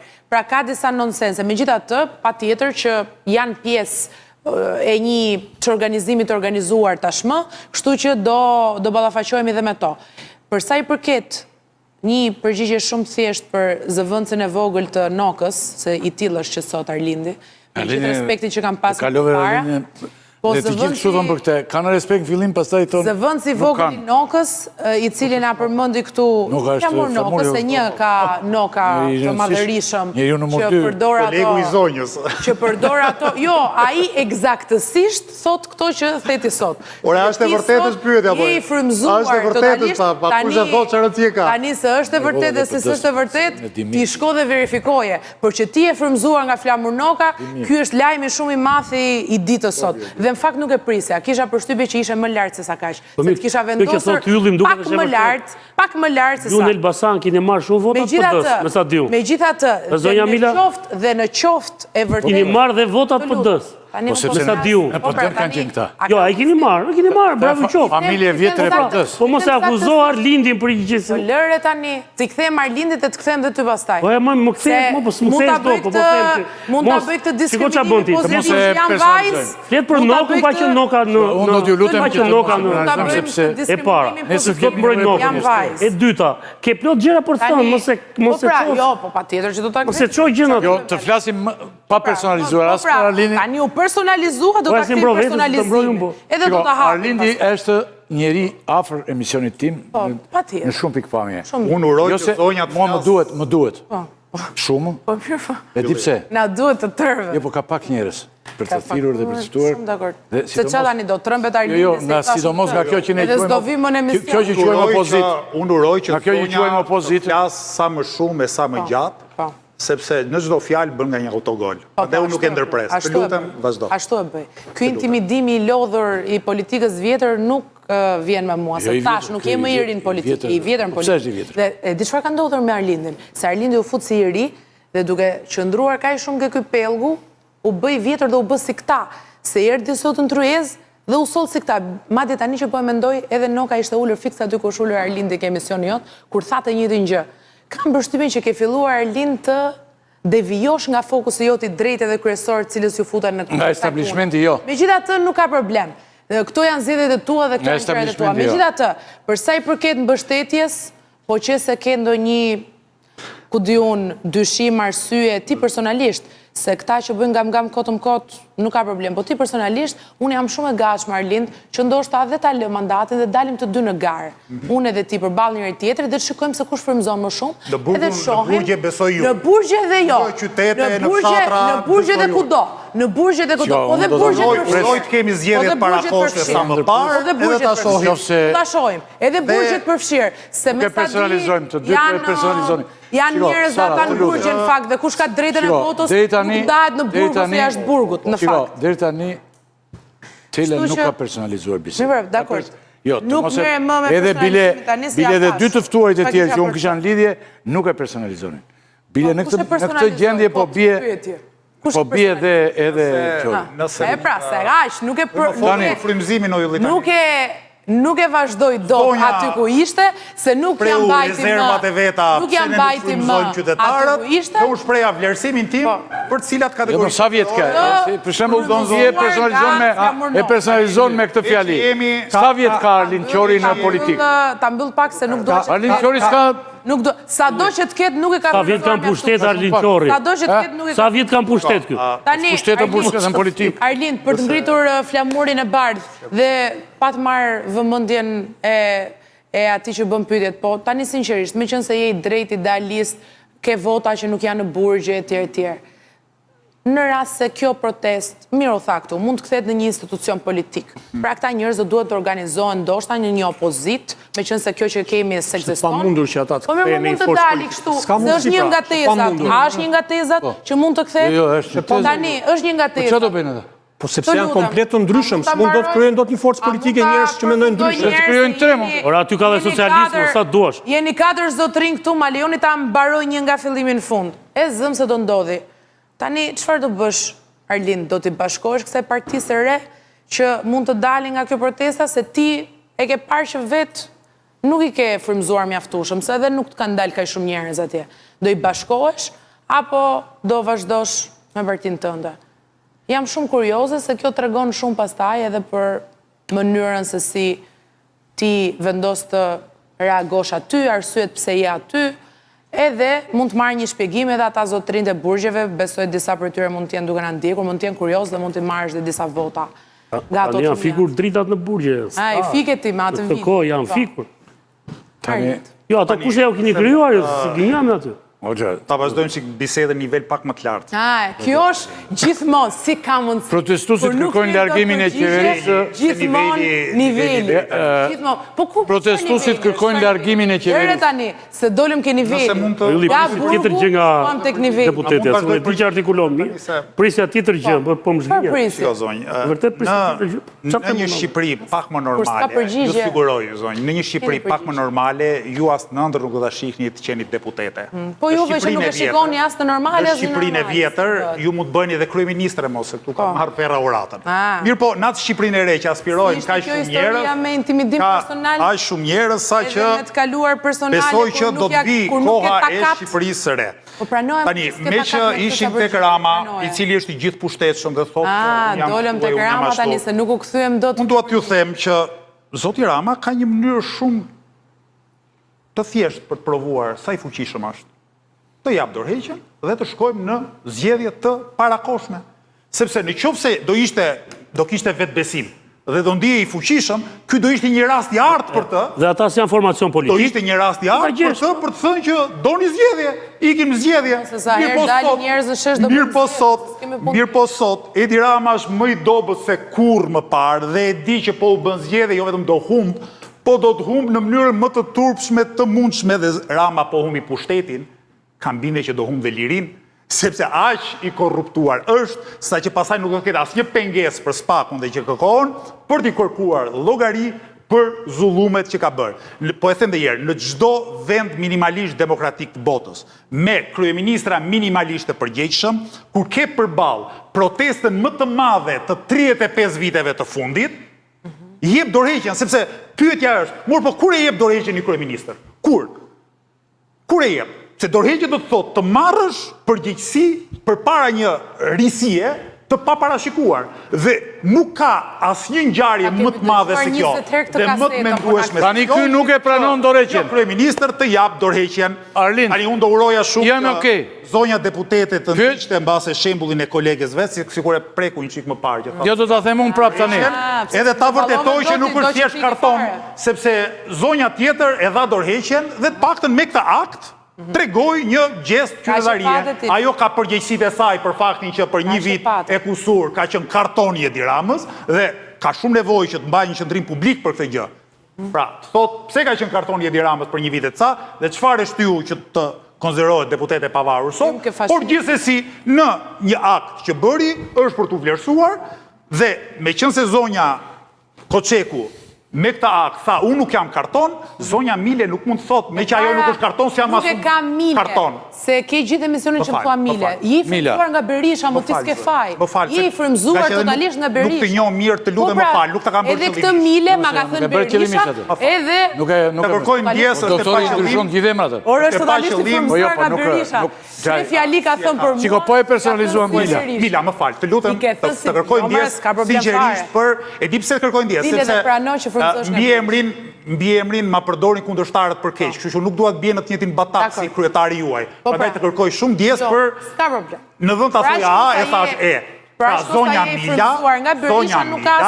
zonja Mila duhet tregoj që nuk është karton dhe të dëgjoj, me që thotë që jam edhe breziri, të dëgjoj thirrjet e gjithë rinisë shqiptare që kërkojnë dorëheqjen e Ramës. Në kuptimin, shikozonj, një rini aktive që del në protest, aq e zëshme, përfaqëson dhe ata që s'kan mundësi t'jenë protest, përfaqësojnë dhe ata që, ata kalamajt që i nxjerr ky oligarku afër jush, si e ka emrin më? Luca. Kishte dalë Luca, kishte nxjerrë një 14 vjeçar, një 15 vjeçar, edhe thoshte që ja këta janë shembulli. Ndërkohë që është e paligjshme që të futesh në punë në tim, 14 vjeçar, kishte marrë model, pra ky thoshte Luca thoshte 14 vjeçar dhe 15 vjeçar. Këtu mua radhën tjetër. Për mua janë shembulli dhe jo ata që protestojnë. Lucën këtu. Do po ju kujtoj që kodi punës e ndalon punën nën 16 vjeç. Po ju them edhe një herë, të shfrytëzosh fëmijët në punë është e paligjshme dhe ju që keni në dorë institucionet e vendit dhe toleroni ata, keni përgjegjësi politike. Po flet për një situatë që askush s'ka as lidhje, as dieni dhe po bën atë videon e tani se jo është. Tani Edi Rama nuk pranon. Një sekond vetëm. Punësimit fëmijëve në ndërtim. Vazhdon më tej. Shiko. O zoj je përfaqësues të një force qeverise që po flet për një gjë që po më lejoni pra të vazhdoj. O zoti Qori. Zonja Mila, ju lutem. Shiko sa e thjesht. Edi Rama si kërkoi dorëheqje, dakor. Nuk e jep. Si vazhdon të kjo punë? Me që ti je aty brenda? Do vazhdoj protesta derisa ta jap. Se në fundja kjo është një luftë forcash. Do vazhdoj protesta derisa ta jap. Forcës për ndikim. Sa kohë të ketë kaq shumë njerëz në protestë dhe në një protestë që ka legjitimitet jashtëzakonisht lartë, sepse ajo thirrja Rama-Burg, Berisha-Burg, nxjerr komplet jashtëloje narrativën që janë instrumentet Sali Berishës. Edi Rama ka shkuar deri në Iran, ka përfshirë me teori konspirative gjithë botën për të delegitimuar protestën, sepse nuk thot dot e bën Sali Berisha. Nuk thot dot sepse masa e qytetarëve thret Rama-Burg, Berisha-Burg. Dhe pyetja është, mor po ky Irani që futi duart në fillim, ku shkoi? Se përmend njëri Iranin. Është akuzë shumë e rëndë që bëri marrëveshje me Trumpin sot Iranit. Edhe Irani mbas një jave u zhduk fare. Pra kjo çështje e cënimit sigurisë kombëtare, që jo një anonim në rrjetet sociale, por kryeministri i vendit thotë që protestuesit i kanë nxitur Irani, sot nuk e përmend më këtë term. Kjo tregon papërgjegjshmërinë. Ylli tregon papërgjegjshmërinë dhe faktin që Rama është në Qorsokak aty dhe nuk din nga të shkoj, çdo ditë nxjerr nga i teori konspirative, çdo ditë nxjerr nga i narrativ fyese për protestuesit dhe çdo ditë ka përballë përbuzjen e shumicës dërmuese të shoqërisë shqiptare. Përfiturojmë tani për një moment që Edi Rama e çon vendin në zgjedhje. Se Edi Rama tani që t'jemi realist do bëj çfarë do ai. Nuk do bëj çfarë duan ata që kanë dalë. Do bëj të gjitha përpjekjet për të bërë gjërat e veta. E merr dhe e çon vendin në zgjedhje. Çfarë ndodh? Fiton pra. Partitë ekzistuese e mposhtin Ramën dhe Berishën. Hum keqazi. Unë thua? U them Edi Rama hum keqazi. Po kështu ke thënë. Po e çoj vendin në zgjedhje. 10 vite që ka kaluar. Është i rezultati midis zgjedhjeve të 91-shit dhe 92-shit. E mban mend fitoi PPSH-ja në 91-shin. 60 e kusur %. Tela ti mendon që Pas një viti, pikërisht revolucionit demokratik, unë mendoj që për faqe fiton Rama. Vetëm se alternativa nuk ka për të qenë më PD-ja sot, si në 92-shin. Nuk është PD-ja alternativa. Argumenti opozita thua ti. Nuk është PD, nuk është Sali Berisha. Opozitë jemi dhe ne, lëvizja bashkë. Dilin të merrin Argumenti- në YouTube. Dhe dilin të mirë, pastaj ndërhyjnë aty, nuk të Ndërhyrë në i mirë. Po me sigurisë kemi ndërhyrë ne. S'kemi as burime as gjë për të ndërhyrë. Në fillim dilin të mirë. Pa kur ishte zgjedhje tamam dilin mirë ne, pastaj Do ke qenë të babamondit apo. Ata që i kanë sulmuar, se s'ka mundësi. Nuk e di, po PS-ja dilje dhe ti pastaj bamp e hengre ti zbrit e poshtë. PS-ja mbetej në krye, PS-ja mbetej. Haker Dhe dhe ata i janë ishte PS-ja, pjesë të ato YouTube-it, dasin të- 13.000 njerëz votuan, Po sa përqindje kishte PS-ja sot? 34. 34, ëh? Pastaj u rrit. Jo. Por përse U rritën të tjerë. te sondazhi Një minutë, po. e ako pasim po çati. Taj nuk e publikova unë pastaj, se e pash që kishë ndërhyri. Argumenti i Edi Ramës edhe i majorancës të tërësi është që ne kemi marrë para një viti 800.000 vota dhe kemi marrë mandatin për të futur Shqipërinë në BE.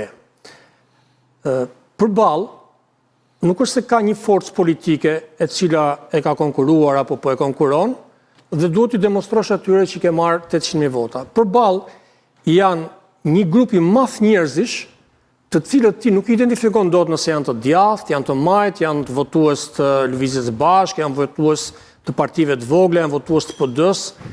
Përballë ke njerëz që shëtisin nëpër rrugë dhe marrin duar trokitjet e 10 mijëra të tjerëve nëpër balkone, marrin burit e makinave në mbështetje, nuk marrin asnjë kundërshtim.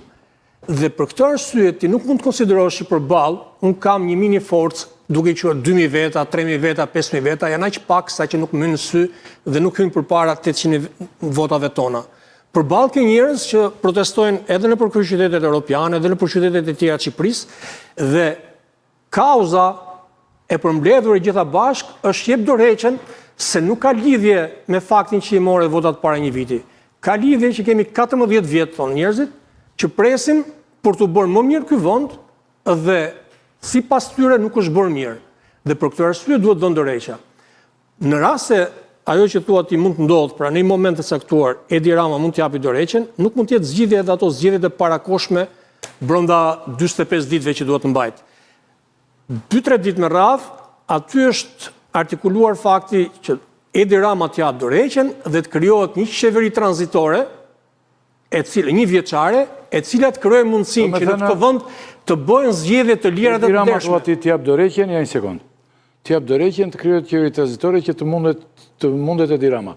Ti mendon se Jo, nuk e dim, jo, këtë nuk e dim. Nuk ta mendon më vërtet, thotë urdhro thotë po vendosi, urdhro thotë hajde shkojmë në zgjedhje. Ne, po pra, por ka zgjedhje për 45 ditë, ka dhe zgjedhje pas një viti. Por kërkesa është që këto zgjedhje të cilat ose BE-diri ne i quajmë jo të lira dhe të ndershme, të jenë të tilla. Dhe që të jenë të tilla, kërkohet që të ketë një qeveri tranzitore, e cila të mundsoj këto zgjedhje. Kjo kërkohet edhe në atë protest. Ata që janë mbledhur atje, nuk është se kërkojnë të formojnë një parti politike dhe të konkurrojnë majorancën. E kanë të pamundur të krijojnë një parti politike, sado vullnet të kenë, sepse janë fort, janë persona, janë njerëz, janë grupe që kanë mendime dhe teori të ndryshme për çdo gjë. Por në këtë moment i bashkon fakti që kërkojnë dorëheqje. Pra kemi këtë ide. Ti thua që i ndjekat procesin, këtë e kërkon opozita e Sali Berishës. Qeveri teknike që e ka kërkon përpara. Një minutë. Jo.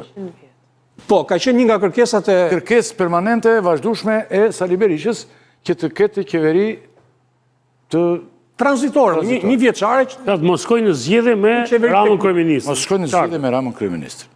Rama kryeministër nuk ta bën këtë zotëri. Nuk e bën. Se bëjtë. Po, nuk e bën. Çfarë bën ti pse? Jo ti ore. Çfarë bëjnë këta? Këtë, si që nuk e ditëm se çfarë do bënin këta para 2 javësh, nuk mund t'japim receta apo të parashikojmë se çfarë do bëjnë ata. Këtë nuk e dim. Dhe është shumë e rëndësishme fakti që ne nuk dim se kush janë organizatorët, kush i frymëzon, kush i ngrit, kush i drejton ata. Rëndësi ka që Këtë nuk e dim kush janë. i bashkon, Por, arsyeja për ata daljen, përse ata kanë dalë. Po tregojnë që janë Që aty shumë. pastaj hynë në kush i do, hynë dhe Atje të fjalimet ti dëgjon nga teza nga më të ndryshmet, histori nga më të ndryshmet. qartë. Dakor? Dëgjon gjithçka. Mund të ndërhyj vetëm pak. Jo, ndrytamant. Jo, sinqerisht, u tha këtu që është protesta e vetme e këtyre përmasave, mendoj që ka pasur të ngjashme, si ajo me armët kemike, kundër armëve kemike. Ka pasur një Njëjtë qëllim, edhe ajo, ka pasur një qëllim dhe kanë gjallur vetëm një javë. Ja, ta mbaroj. Ta lejojmë sepse duket në minorancë. Minorancë tani, mos e prishim emision. 100 herë. Mendoj që ka pasur të ngjashme, pa tjetër që janë shumë të nevojshme. Unë besoj fort që një demokraci e shëndetshme dhe jam pa tjetër edhe krenare që e ka arritur Shqipëria sot standardet e demokracisë për të akomoduar një protest të tillë në bulevard me të gjitha ngjyrat që ajo ka, përveç asaj ngjyrës së zezë të frikës, nuk shoh protestues të kenë frikë nga shteti apo nga pushteti, nuk shoh protestues të kenë frikë se mos i gjuajnë që janë atje, nuk shoh protestues që të kenë frikën se mos ndoshta ata dhe familjarët e tyre përndiqen për faktin që kanë dalë në protest. Absolutisht jo, përkundrazi, shoh një liri të jashtëzakonshme, ka një liri të shprehjes në meme duke kategorizuar specifikisht kryeministrin Rama në të gjitha format, në të gjitha lirshmëritë që mund të ketë gjuha e përdorur, edhe një, po themi, imagjinat të shfrenuar për sa i përket humorit dhe epiteteve, gjë që më vjen mirë që jetoj sot në këtë Shqipëri, që protesta ka dhënë një mesazh demokracie edhe prej mediave ndërkombëtare që e transmetuan këtë protestë, në fakt jo se mendoj që kishte një interes saktuar tek kjo protestë dhe tek numrat e saj, aq sa kishte një interes tek mënyra se si u zhvillua si antifamiljes Trump dhe se si mori një, le të themi, një buj prej kësaj. Megjithatë, unë mendoj që mesazhin e një proteste të madhe në një vend demokratik të Shqipërisë të vogël që ka pasur historikisht shumë skeptik për sa demokratike është, e dha dhe mirë bëri që e dha. Në mendimin tim, kjo protest patjetër që do ta, siç ka filluar ta humbi fokusin, mendoj që dhe në vijim nuk do të ketë një ngritje të saj, sepse e ka humbur dhe busullën, pra kush është arsyeja që po proteston, se e kam parë shumë të çorientuar, edhe ata që dalin me flamur dhe thonë jemi organizatorët, edhe ata që thonë jemi lidera, edhe ato partitë e vogla që thash përpiqen të marrin ndonjëherë atë mikrofonin, po sa herë që e marrin nuk është se frymëzojmë mjaftueshëm, kam parë deputet Partisë Demokratike në protest. Këtej thonë nuk e duan Berishën se Berisha në burg, këtej zonjën Tabaku për shembull e kam parë disa herë nëpërmjet rrjeteve sociale, shpërndan video, është aty prezente, por edhe kolegë tjerë mund të kenë qenë. Pra është një çorientim që unë mendoj se absolutisht nuk bëhet fjalë që të shkojë jo vetëm në zgjedhje e dorëheqje, cilën sinqerisht e shoh nonsens, por aq më pak mendoj që nuk arriti dot as tek ai qëllimi i parë dhe që ishte shumë i mirë për të cilën filloi, që të ketë patjetër një monitorim më të mirë dhe një kërkesë më të mirë për më shumë transparencë, për më shumë informacion dhe për më shumë ndjesi bashkëqeverisëse nga vetë qytetarët shqiptar për projekte madhore, siç i premtojmë që do të jetë ai i Zvërnecit, dhe më pas, patjetër, edhe për të ruajtur të gjitha rregullat dhe kriteret për mjedisin, për atë që dhe nisi. Unë do të kisha shumë dëshirë që kjo protestë në fakt të kushtonte pikërisht këtë, një lloj presioni pozitiv ndaj qeverisë për ta bërë siç duhet këtë punë. Tani që e ka humbur dhe këtë, më vjen shumë keq sepse ka humbur dhe legjitimitetin për shumë tjera. Kryeministri Rama ja ka dhënë dorën, i ka thënë eja flasim, eja sqarohemi, për çfarë të donin lidhje me projektin, jam i gatshëm që t'jap përgjigjet e mia, nuk kanë shkuar, nuk kanë preferuar të qasen kështu. Tani sa herë. Ata po sjellin këpucët e fëmijëve që kanë ikur. Po pra. A shihni se shqiptar janë jashtë, dhe janë të rinj ata. Besoj që do na duhen dhe ti po flet sigurisht deputete në Malmoe të thuhet. Ori dhe do të fillojmë të konkludojmë se nuk kemi shumë kohë. Zonja Mila, je në Shqipëri. Ore, jeni në përgjegjësi për ata njerëz ju atje? Çau duken ata? Patjetër A i ke pa në sa qytete njëkohësisht të planetit dalin shqiptarët? Ore, fare, nuk keni shqetësim pse kanë dalë ata njerëz atje. Kaq më kaq, thjesht. Po nëse do të kishin disa... Zotit i Rama, ti uljen një 4 veta, ti fusi një spafia i aty dhe tiki. Të kemi një listë me kërkesa konkrete, dhe jo vetëm këto utopit, edhe... Po që utopi më ka dalë mileti më rrugë? Edhe shprejet, të lutem, edhe shprejet totalisht... Po si më e keni përzën nga së këmbët, më duhet, ore fare nuk, se ti je re, më basë të bërë reklamën e projekteve të veta politike. Ty brava që për guximi që del sot. Por, këta të tjera, ndjene një farë përgjësie për, ora, disa socialist ka atje. Na pyet ne më që dalim, a disa socialist pak na gjuke, pa fund.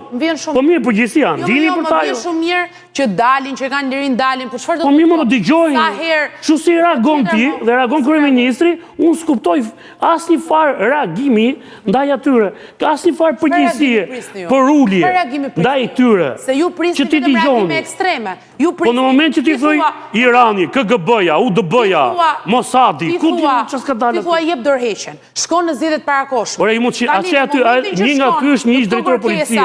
Ju mund dilni ta sumoni ata. Normalisht që do marrësh përgjigje, jo nuk shkojmë, se s'ka arsye të shkoj. Për një vit nga momenti kur u mandatuam mbi 500 vota, në Shqipëri, këto vitet të qeverisës Partisë Socialiste ka pasur 3 protesta qytetare. Ka qenë protesta e parë me armë kimike, që zgjati një javë dhe o mbyll me refuzimin e pranimit të armëve kimike. Pra ja arriti një qëllimi. Ka pasur një protestë të dytë të studentëve, e cila pati disa kërkesa, pati tentativa të shumta për të përçarë, por në fund arriti një qëllim, qeveria, kryeministri u detyrua të ndryshojë gjysmën e kabinetit. Pra pati një reagim. Ka patur një protestë të tretë për vrasjen e Klodian Rashës, e cila në fund prodhoi dorëheqjen apo largimin nga detyrat ministrit brendshëm. Pra të treja këto protesta qytetare, në fund kanë arritur, themi, një lloj fitoreje. Kjo është protesta e katërt, por ndryshe nga 3 më parshmet, është sigurisht shumë më madhështore. Përfshin të njerëz nga më të ndryshmet që ndoshta ka karakter politik. Që patjetër më çdo protestë, patjetër. Atëherë e humbi qëllimin për cilin u ngrit. Se humbi qëllimin. Çdo protestë ka karakter politik sepse njerëzit Rama jep dorëheqje. Pjesë e politikës. Ju po se kuptoj atë, se di. Sepse çfarë pelikani ka çorrel don ata. Nisi për thoshte Rama jep dorëheqjen. Karullat dhe tani të lutem, mos bëjmë desinformacion. Ti thoni një qëllim. Jo, jo, nuk ishte ajo. Anullo projektin. Po mirë. A ishte anullo projektin. Po, nisi anullo projektin. Jemi dakord për këtë? Do ishte një referendum për Zvërnecin i vlefshëm tani. S'kishte projekt më. Ju ngeli anullo projektin për gjysmë. S'ka projekt. Tani, nga që nuk doli huq kjo e para. Protesta ka kaluar Zvërnec. Ka projekt, mos fillojmë emisionin nga e para. Ka kaluar Zvërnecin protesta, nuk është më Zvërnec. O Ylli, se si ishte të pishe parë zonja. Që ka projekt është vendosin në Aruba projekti, jo ku. Projekt është vendosin në Aruba. Që ka projekt, ka. Mos e fillojmë emisionin nga e para. To janë, nuk mbajnë fare si argumente. Humbi qëllimin e projektit. Vazhdo me ato me Sali Berishmë. Dhe mori karakter politik. Tani që ka marrë karakter politik. Ore, ko ta bëj një pyetje. Digja, erdhi sot në parlament kërkesa e Spakut për Belinda Ballukun? Tani... Keni një njoftim si grup i Partisë Socialiste? Spaku po bën gati një kërkesë të re për zonjën Balluku. Kto na thojnë, kjo na duhet. Pastaj ato të tjerët pak se çfarë lidhje kishte kjo pyetje. Ka është shumë e rëndësishme. Me qëllimin sepse në protestë, po Rama Hamburg, Balluku Hamburg. Jo, nuk thonë ashtu. Si son, ja ku e ke. Apo e bët. Jo, ja ku e ke. Rama Hamburg Berisha edhe Balluku Hamburg. Po e shtym të emision më shumë se protesta. Protesta nuk nisi me karakter ambientalist, se do kishte ngelur kuadrin e 20-30 vetave. Protesta pati përdun arrogancën e treguar në Zvërnec. Rrethimin e tokës, tërheqjen zjarrin, ajo atje pati dhe ajo ishte baza arrogancës. Dhe të gjitha njerëz që dalin prej vitesh kanë parë atje sjelljen e qeverisë ndaj tyre, prandaj kanë dalë. Zoti Qori. Nëse mund ta mbyll me një pasazh historik, edhe dua vëmendjen tuaj, se nuk e bie gjatë. Në 14 korrik të 1789-s, populli i Parisit i sulet Bastijës dhe nis atë ditë revolucioni francez. Djegja e Bastijës. Sigurisht që ata që e morën Bastien nuk e mendonin që po niste revolucioni francezës. Dhe që do fitonin. Atë mbrëmje, Luigi XVI, mbreti i Francës, shkrua në ditarin e tij asgjë e rëndësishme. Dhe kjo tregon këtë vetkënaqësinë, arrogancën që dëfton dita ditës Edi Rama, i cili as nuk po e kupton atë që po ndodh. As nuk, tamam si Luigi XVI në Francë, nuk po e kupton që populli është ngritur në këmbë kundër këtij dhe kundër një sistemi tërësisht vjetër dhe të korruptuar. Tani fatmirësisht ne jetojmë në shekullin e 21. Dhe në shekullin e 21, Luigi XVI edhe Edi Ramave nuk u pritet koka. Por me siguri, në fund të këtij procesi historik, Edi Rama do të humbë jo vetëm pushtetin, po do të humbë edhe lirinë. Dhe arroganca me cilën ai tregon dita ditës, fakti që sot ka shkuar të bëj artistit, se me që jemi te historia, thonë që kur u dogj Roma, Neroni hypin i majt kodrës dhe i binte lirës. Edhe Edi Rama, ndërkohë që Shqipëria është gërmadh nga korrupsioni, nga oligarkia, nga krimi organizuar, ndërkohë që rinia shqiptare është në protestë, ai shkon të bëj artistin kontemporan në Zvicër. As fatin e Neronit nuk ja uroj, as fatin e Luigjit XVI nuk ja uroj, po i uroj fatin e kryeministave të korruptuar që të hynë në burg edhe të mos dalin. Zonja Mila, 2 fjalit e fundit. Bie dakord në një pikë që historia është shumë e vlefshme dhe patjetër që ata që e shkruajnë historinë janë ata që më pas edhe do komentohen edhe do t'i ndjek gjatë ajo që do të bëjnë për historinë. Dhe unë mendoj që është pikërisht kjo qeveri dhe pikërisht kryeministri Rama si arkitekt Nuk do të shkruajnë këtë historinë. Ta them unë se çfarë histori do shkruajnë. Është një histori dhe këtë do, në fakt, ma more si shprehje se nëse ka një vlerë që sot Partia Socialiste posedon më shumë se asnjëherë, dhe kryeministri Rama patjetër si pjesë e saj e posedon gjithashtu, është që Partia Socialiste ka qenë gjithmonë dhe historikisht në anën e mirë të historisë. Në anën e mirë të historisë, në të mirë të shqiptarëve. Dhe janë ata shqiptarë cilët e mandatuan këtë qeveri me një premtim për të shkruar historinë, për ta bërë reale ëndrrën e Bashkimit Evropian brenda vitit 2030. Del Bashkimi Evropian sot dhe e thot vazhdon Shqipëria të jetë parëroj dhe në 2027 jemi shumë të lumtur që Shqipëria të mbyll të gjitha negociatat me Bashkimin Evropian. Kemi një punë kolosale përpara për të përveshur mëngët, për të përmirësuar vetveten, për të rregulluar hendeqet, për të përmirësuar sektorët ku ka problematika që ekzistojnë dhe që ne sot i shohim patjetër në territoret ku jemi të shpërndar. Deputetët e Partisë Socialiste përfshirë veten time këtu, ndryshe nga sa mund të mendohet në këtë tryeze ku do gjetë, jemi 24 orë në terren, tek njerëzit e kallet e njerëzve. Ka dalë popullin rrugë, jo opozita, ka dalë popullin rrugë. Tani të lutem, kjo është sfida që ne kemi me historinë dhe kjo do të shkruhet. Jemi plotësisht dakord. Kemi vetëm fjali kam për ty. Nëse s'ndodhte 97-a, a do hynim 98-ën në bene? Po të mos i ndodhte 97-a? Do hynim. Thoja, shekulli 20, ne jemi shekulli 21. Ne u afruam shumë të gjithë. Tani... A do ishim 98-ën? Si shta Sara...